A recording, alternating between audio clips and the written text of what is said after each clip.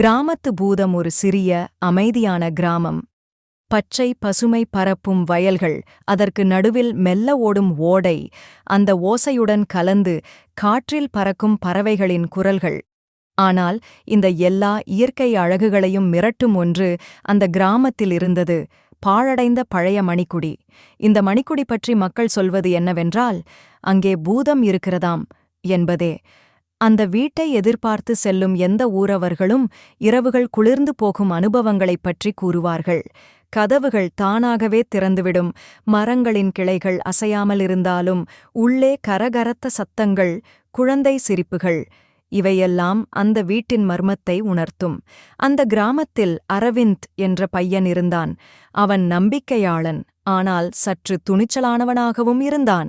அவனது நண்பர்கள் எல்லோரும் அந்த வீட்டுக்கு அருகில் கூட போக மாட்டோம் என்று பயப்பட, அரவிந்த் மட்டும், அப்படி என்ன பைத்தியம், பூதம் எல்லாம் உண்டா என்று கெஞ்சுவான்.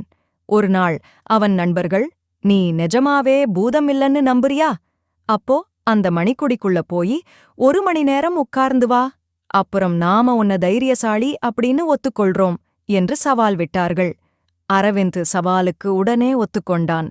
அடுத்த நாள் இரவு 3 மணி நேரத்திற்கு பிறகு, எல்லோரும் உறங்கும் நேரத்தில், அரவிந்த் ஒரு மின் விளக்கையும் ஒரு புத்தகத்தையும் எடுத்துக்கொண்டு அந்த மணிக்குடியை நோக்கி நடந்தான். சந்திரனின் ஒளி மட்டுமே வழிகாட்ட அவன் வீட்டின் வாசலுக்குள் நுழைந்தான். வீட்டுக்குள் நுழைவு. வீட்டுக்குள் அடியெடுத்து வைத்ததும் காற்றில் பழைய மரத்தின் மணம் கலந்திருந்தது. சுவர்களில் பச்சை பூஞ்சை படிந்திருந்தது. மின்சாட்டையை ஏற்றி அவன் சுற்றிப் பார்த்தான்.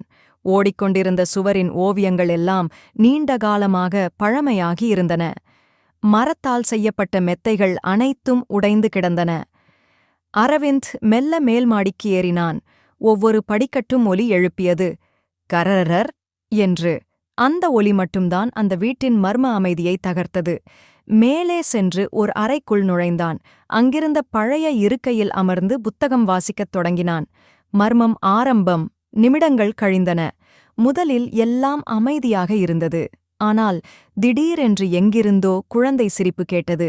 அவன் எழுந்து சுற்றிப் பார்த்தான். யார் அங்கே என்று கூவினான். பதில் இல்லை. ஆனால் அந்த சிரிப்பு இன்னும் கேட்டுக்கொண்டிருந்தது. அரவிந்தின் உள்ளம் துடிக்க ஆரம்பித்தது. அவன் மெல்ல படிக்கட்டிலேறி கீழே இறங்க ஆரம்பித்தான். அப்போது திடீரென கதவு தானாகவே தடம் என்று மூடியது. காற்று இல்லாத வீட்டில் அவன் முன்னால் உள்ள ஜன்னல் மெதுவாக திறந்து மூடப்பட்டது. பூதம் தோன்றல். மெல்ல ஒருவித வெள்ளை நிழல் அவனை நோக்கி நகர ஆரம்பித்தது. அந்த நிழலில் 2 கரும் கண்கள் தெரிந்தன. அது மெதுவாக மேல் மாடியிலிருந்து கீழே வந்தது. அப்போது அவன் தெளிவாகக் கேட்டான், நீ என் நண்பனா என்ற ஒரு மெதுவான குழந்தை குரல். அரவிந்த் திகைத்து விட்டான். அவன் உடன் திரும்ப ஓட ஆரம்பித்தான். ஆனால் கதவுகள் தானாகவே மூடிக்கொண்டிருந்தன. அந்த நிழல் அவனை நெருங்கிக் கொண்டே வந்தது. அவன் முட்டியால் கதவைத் தள்ளி வெளியே ஓடினான். வெளியில் வந்ததும் மட்டும்தான் அவன் சுவாசம் எடுக்க முடிந்தது. மர்மம் தொடர்கிறது. அன்றைய நாளுக்குப் பிறகு அரவிந்த் அந்த வீட்டுக்குள் போகவில்லை. ஆனால் அவன் மனதிலேயே ஒரு சந்தேகம் இருந்தது. அந்த ஆவி உண்மையில் நானை அழைக்கிறதா, அல்லது அது என்னை மிரட்டுகிறதா என்ற கேள்வி தொடர்ந்து அவனை தொந்தரவு செய்தது. ஆனால் இன்னும் அந்த மணிக்குடியில் இரவில் சிரிப்புகள் கேட்டுக்கொண்டே இருந்தன.